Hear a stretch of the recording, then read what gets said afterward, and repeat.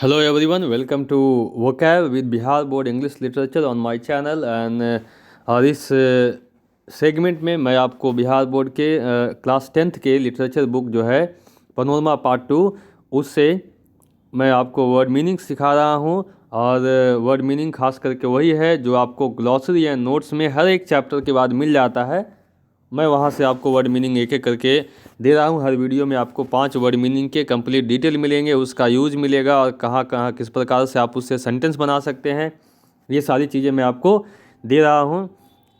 तो आइए बढ़ते हैं आज के वीडियो के लिए। और आज के इस वीडियो में मैंने जो चैप्टर लिया है वो है आपका गिल्लू, जो महादेवी वर्मा के द्वारा लिखा गया है। अगर आप मेरे चैनल पर जाएंगे तो आपको वहाँ गिल्लू चैप्टर भी आपको पढ़ाया हुआ मिल जाएगा। अगर आप पढ़ना चाहते हैं तो आप उसमें जा सकते हैं। आइए वर्ड्स की ओर बढ़ते हैं। ग्लॉसरी या नोट्स में आपका पहला वर्ड जो है वो है अनएक्सपेक्टेडली। ओके, अनएक्सपेक्टेडली जो है ये है एडवर्ब, लेकिन अगर आप इस अनएक्सपेक्टेडली को सीखना चाहते हैं तो सबसे पहले सीखे क्या, एक्सपेक्ट, तो आपको ये भी समझ में आ जाएगा। देखिए, वर्ड एक्सपेक्ट का मतलब होता है उम्मीद करना, आशा करना, कुछ मिलेगा नहीं मिलेगा इस बात की उम्मीद करना। जैसे कोई आदमी एग्ज़ाम देता है तो क्या उम्मीद लगाता है कि मैं पास हो जाऊंगा, तो every person aspects that he will pass in the exam. Okay, you expect that you will get a good job, I expect that you will like this video. तो ये होता है एक्सपेक्ट। एक्सपेक्ट से ही बन जाता है वर्ड आपका expected, उसको V2 कह सकते हैं। एक्सपेक्टेड यहाँ पे एडजेक्टिव भी हो सकता है। जैसे उम्मीद के अनुसार रिजल्ट, तो expected result. Okay, expected outcome, तो ये हो सकता है उम्मीद के अनुसार काम, एक्सपेक्टेड वर्क। एक्सपेक्टेड सैलरी हो सकता है। आप अगर कहीं प्राइवेट जॉब के लिए जाएंगे तो पूछेंगे what is your expected salary या what is your expectation. Expect से एक्सपेक्टेड, एक्सपेक्टेशन, आपका सारा वर्ड मिलेगा।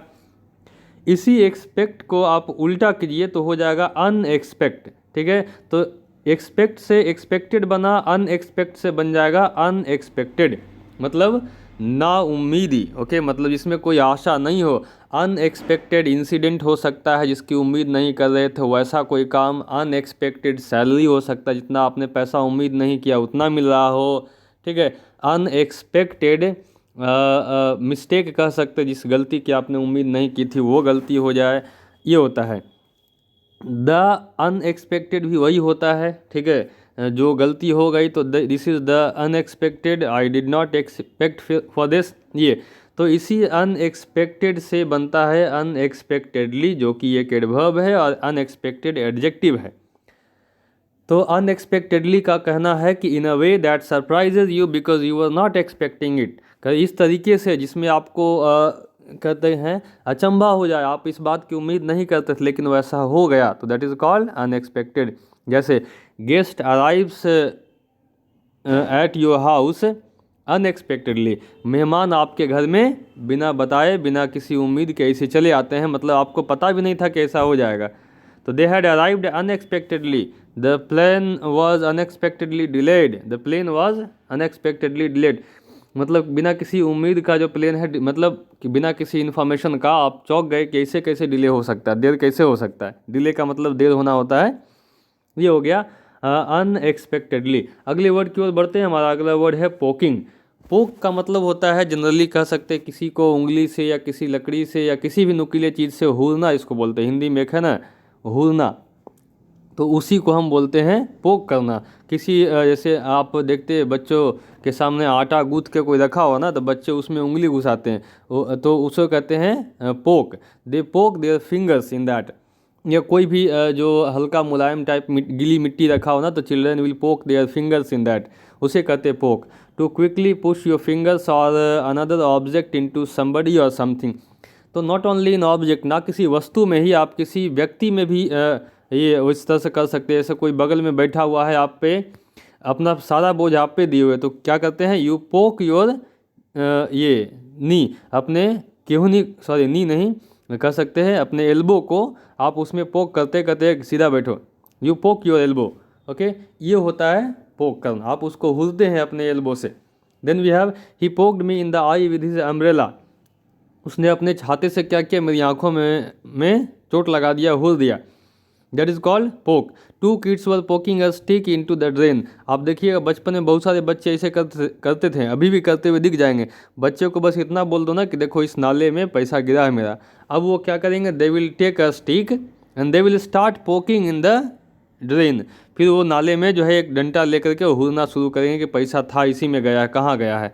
तो ये होता है पोकिंग।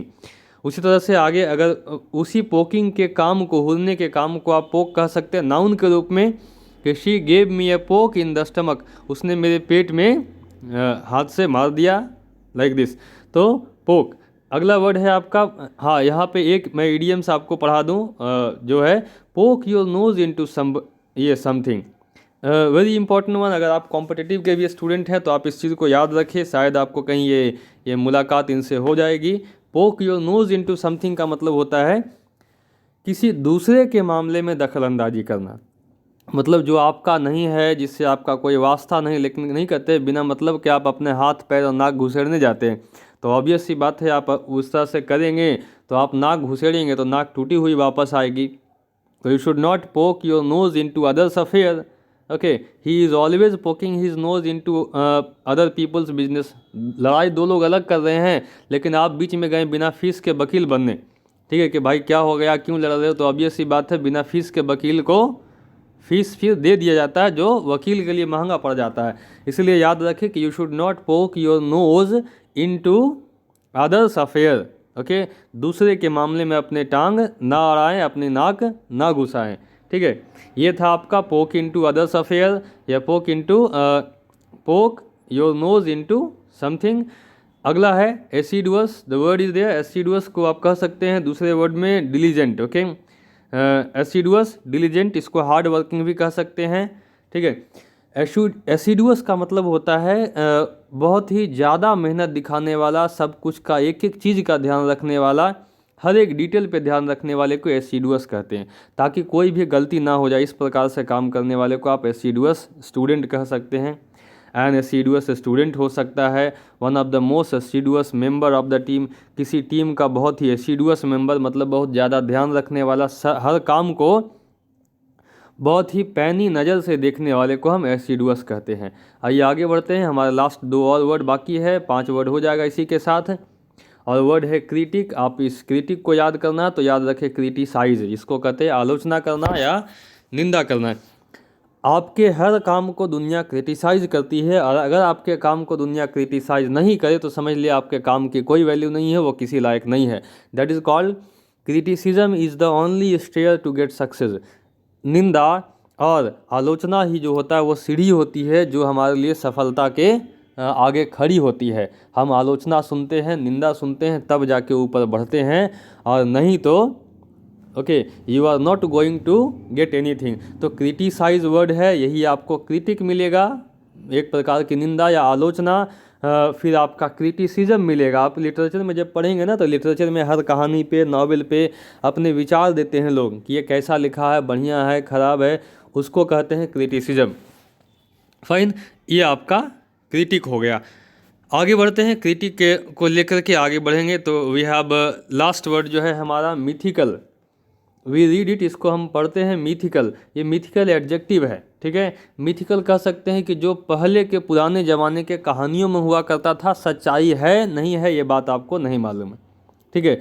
मतलब पहले कहानियों में से आपके दादा हो गए, नाना हो गए, नानी हो गई, ये सारे कहानियाँ सुनाते हैं, आप सुनते हैं, लेकिन उसमें बड़े बड़े हीरो और लड़ने वाले योद्धा दिखाए जाते हैं, वो सब हैं नहीं हैं, ये बात पे आप विश्वास करना थोड़ा मुश्किल हो जाता है। जैसे मिथिकल हीरोज़ ये है, आप इस मिथिकल को याद रखना है तो आप इस तरह से जानें, मिथ, MYTH। मिथ का मतलब एक कहानी पुराने ज़माने से जिसके सच होने के चांसेस बहुत ही कम है।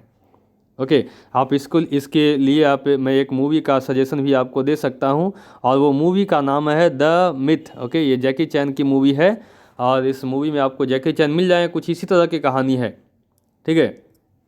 तो ये आपका मिथ था। मिथ से जो ऐसे चीज़ों को पढ़ते हैं, पुरानी कहानियों को, उसे भी हम मिथोलॉजी कहते हैं, ठीक है। अक्सर देखा जाता है कि जो भी हम धर्म से जुड़े हुए शास्त्रों को जब अध्ययन करते हैं तो उसे कहते हैं स्टडी ऑफ मिथोलॉजी, ओके, या मिथोलॉजी कहते हैं। तो ये आपका वर्ड था। एक बार फिर से चलिए रिवर्स गियर ले लिया जाए। We have the word mythical, मतलब पुराने ज़माने की कोई भी कहानी का पात्र उसको मिथिकल कहते हैं या कहानी, मिथ। क्रिटिक हो गया आलोचना।